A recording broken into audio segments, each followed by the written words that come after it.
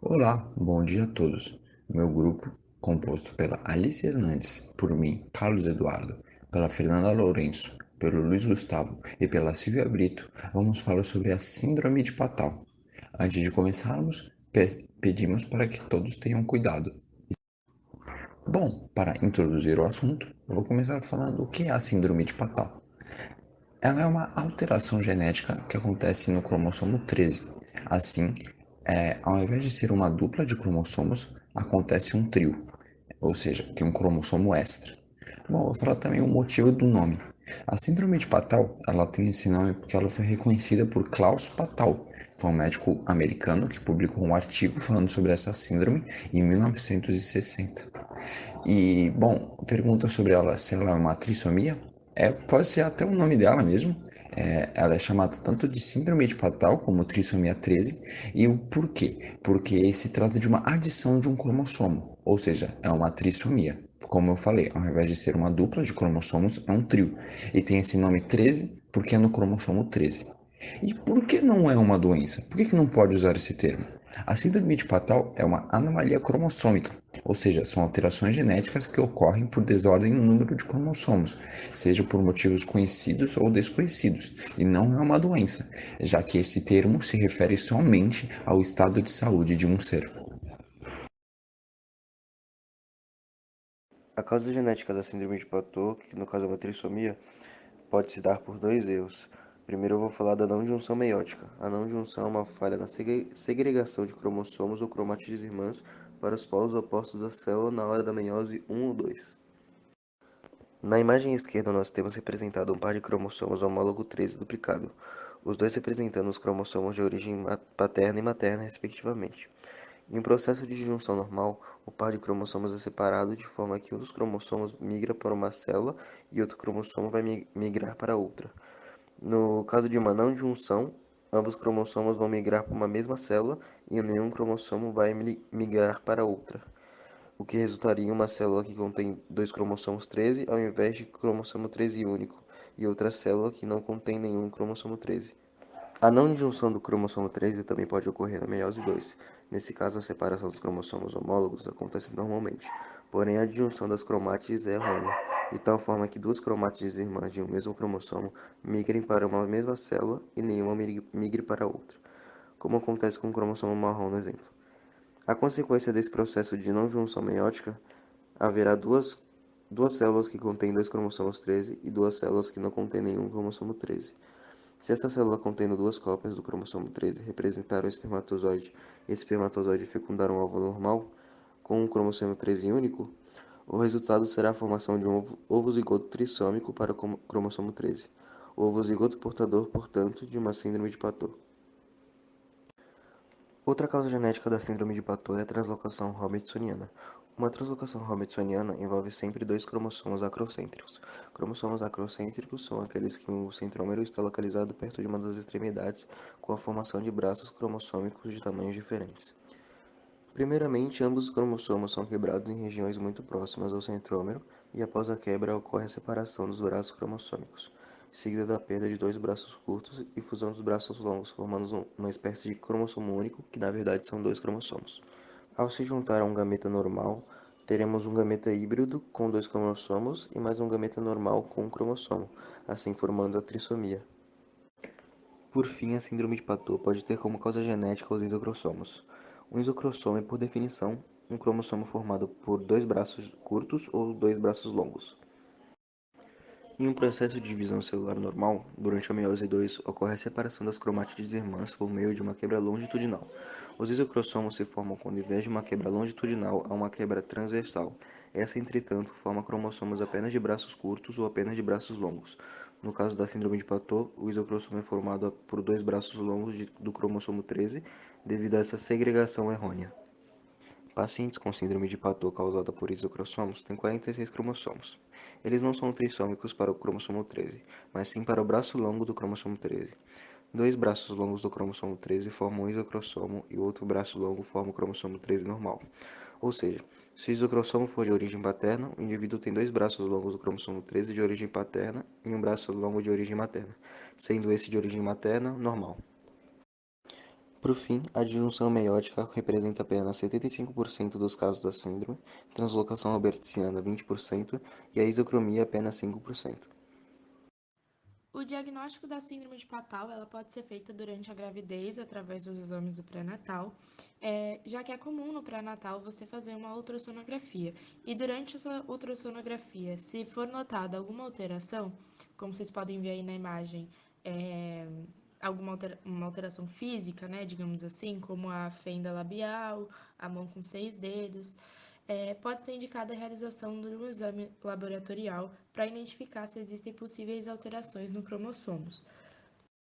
Além da ultrassonografia, podem ser feitos outros exames para melhor investigação, para observar se existem mais formações, como, por exemplo, a ecocardiograma, para observar se existem anomalias cardiovasculares, a tomografia computadorizada ou a ressonância magnética, para observar se existem anomalias do sistema nervoso. Mas ainda assim é preciso fazer um exame para identificar se existe alteração genética ou não, para conseguir ter um diagnóstico mais completo. E aí esse exame pode ser ou a amniocentese ou o NIPT. A amniocentese é um exame mais invasivo, onde é usada uma agulha fina para atravessar a parede abdominal e do útero, para fazer uma colheita do líquido amniótico, que é o líquido que se encontra na bolsa em volta do feto. E aí sim usar esse material para fazer análise. Já o NIPT, graças aos avanços tecnológicos na análise de DNA, conseguem fazer esse exame de triagem de forma menos invasiva, né? Sendo analisado o DNA fetal livre contido no sangue materno. Então, basicamente, o exame é realizado através de uma coleta de sangue e é bem menos invasiva do que a amniocentese. Após o nascimento, caso não tenha feito acompanhamento médico, caso não tenha feito o pré-natal, o diagnóstico da síndrome de Patau pode ser feito por meio das características apresentadas pelo bebê e dos resultados dos exames que eu já citei acima, o ecocardiograma, a tomografia computadorizada, né, que são os exames de imagem, tanto os exames de citogenética, o amniocentese e o NIPT. Bom, o cariótipo ele representa o número total de cromossomos de uma célula. Em um indivíduo sem anormalidade, sem alteração cromossômica, ele possui 46 cromossomos, sendo 23 vindo do pai e 23 vindo da mãe. Já em um indivíduo que possui a síndrome de Patau, ele possui 47 cromossomos. Isso porque existem 3 cromossomos 13. Em vez de ser um par normal no genotipo, existem 3. Como vocês podem ver aí na imagem, todos estão dispostos em parzinhos, menos o número 13. A síndrome de Patau ela é representada pela seguinte equação: 2n, que significa que é o conjunto diploide, igual a 47, que representa o número total de cromossomos naquele cariótipo, vírgula xx ou vírgula xy, que quer dizer que dentre aquelas 47, duas, que são as duas que vão determinar o sexo do indivíduo, podem ser xx para sexo feminino ou XY para sexo masculino. E mais 13, que é o que caracteriza a síndrome de Patau. Quer dizer que existem um cromossomo 13 a mais naquele cariótipo. A síndrome de Patau é uma síndrome que apresenta características exclusivas. Dentre elas está a fenda labial ou palato fendido, em que o palato é a placa óssea na parte superior da boca, chamada de palato duro, e o tecido carnoso atrás dele, chamado de palato mole. Ele serve de barreira entre a boca e a cavidade nasal e também nos ajuda a falar e a engolir. Dificilmente crianças com a síndrome conseguem falar sem a ajuda de aparelhos. Outra característica é a microftalia ou anoftalmia. A microftalia é uma doença ocular caracterizada pelo globo ocular de tamanho menor. Já a anoftalmia é o termo médico para a ausência de um ou de ambos os olhos. Tanto o globo, que é o olho humano, e o tecido ocular estão em falta a partir da órbita. Já a polidactilia é a deformidade que acontece quando nasce um ou mais dedos extras na mão ou no pé da criança, e a arrinencefalia é a malformação grave do sistema nervoso central, ou seja, a malformação do cérebro. Além dessas características exclusivas, as crianças que nascem com a síndrome têm outras complicações, como problemas no coração, surdez parcial ou total, deficiência mental, problemas renais e crises convulsivas. É importante reforçar, porém, que essas últimas características citadas não são exclusivas, mas tornam, junto com as outras, a sobrevida dessas crianças muito baixa. A síndrome é uma das principais causas de aborto espontâneo e estima-se que apenas 2,% dos fetos com a síndrome de Patau conseguem passar dos 9 meses de gestação. Além disso, aproximadamente 45% dos afetados falecem após um mês de vida, 70% aos 6 meses e somente 5% dos casos sobrevivem mais de 3 anos. A maior sobrevida relatada na literatura foi de 10 anos de idade.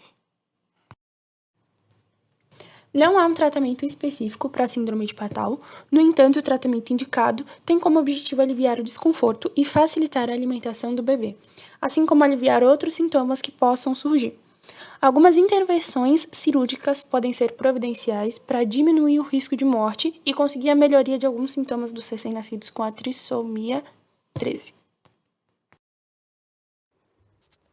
A expectativa de vida para quem tem a síndrome de Patau ela é bem baixa. A estimativa é de que 70% dos afetados sobrevivam até os 6 meses de vida e só 5% chegam até os 3 anos. Até hoje só foram registrados casos que chegaram até os 10 anos de idade, sendo esses muito raros. Uma curiosidade é que essa síndrome não tem um fator de risco específico, mas as mulheres acima dos 35 anos de idade têm chances maiores de gestarem uma criança com a síndrome de Patau, por elas já não serem tão férteis e com propensão de alterações cromossômicas na gestação. Outra curiosidade é que só 2,5% dos fetos que têm a síndrome de Patau chegam a nascer. Boa parte causa aborto espontâneo.